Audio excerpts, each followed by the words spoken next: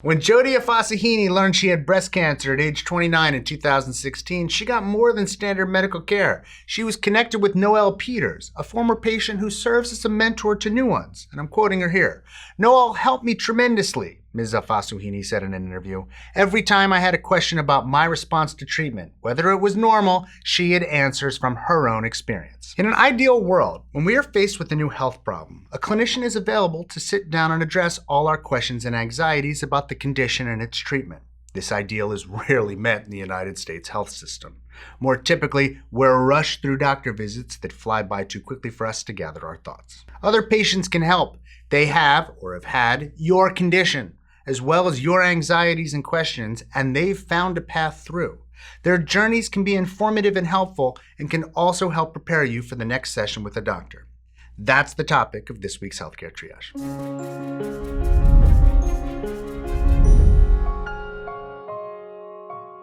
There's a lot about the patient experience that doctors and nurses cannot convey because they haven't gone through it, Ms. Peters said. You can get a much better sense of what it means to be a patient from another patient. Patients know this from experience. I've talked and written extensively about my ulcerative colitis and mental health. Austin Fracht, who co-wrote the column from which this episode was adapted, has written about his insomnia, minor heart condition, and sleep apnea. At first, we both sought lots of advice, and not just from doctors. In turn, once we gained experience, we shared what worked and didn't with others. Sharing health stories and learning from one another in an unpaid way, like in-person mentorship, online chats, or phone calls, is known as peer health advice or peer-to-peer healthcare. The internet has made finding other people with your health problem easier. For example, the database of patients' experiences is an international collection of videos of patients sharing their experiences about various health conditions. This kind of sharing is similar to something humans have always done. When we have problems, we discuss them with others. We routinely get advice about where to get our car fixed and which plumber to call, for example. 1 in 4 people receive information or counsel from someone with a similar condition.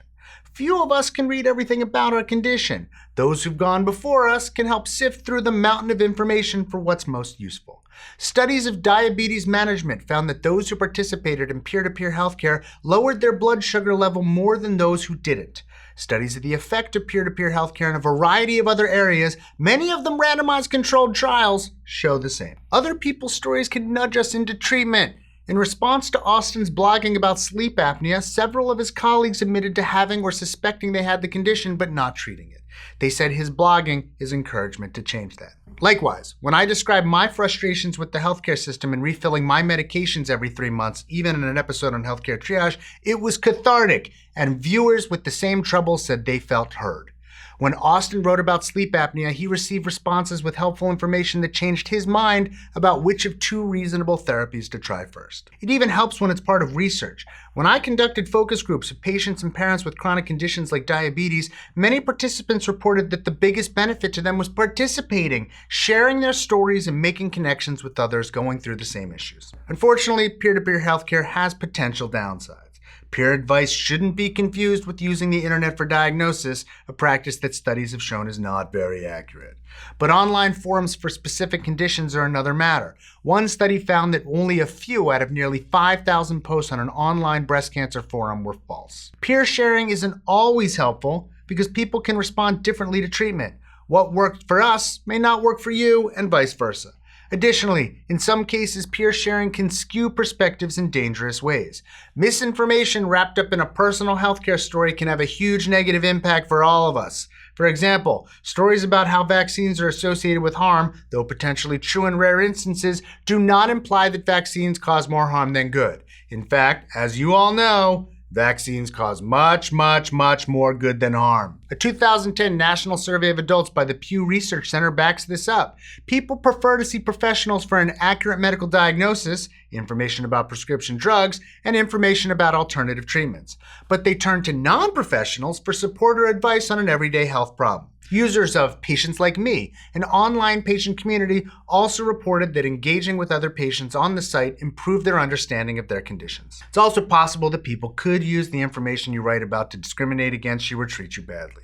Of course, anytime you put something online, you risk encountering trolls and unkind people. One thing that isn't the risk that many might think is underwriting or not being able to get healthcare coverage because of pre-existing conditions. That's largely gone now because of the Affordable Care Act. But even when it existed, or if when it does again, you're not going to hide your health conditions from an insurer. You usually have to provide the insurer with access to your medical records. Eventually, they'll find the truth, whether you've written about it online or not. A new diagnosis or big change in health can be frightening. In such circumstances, we often have a lot of questions, but we may not know the range of possibilities for treatment or where to start. The health system can be helpful, but too often it isn't. A little help from friends can go a long way. Do you like the show? Always helps if you like or subscribe right down there. And another good way for you to support the show is a subscription service called patreon.com, where you, the viewer, can directly support on anything you like $1 a month, more if you like, but if you don't want to, totally fine as well.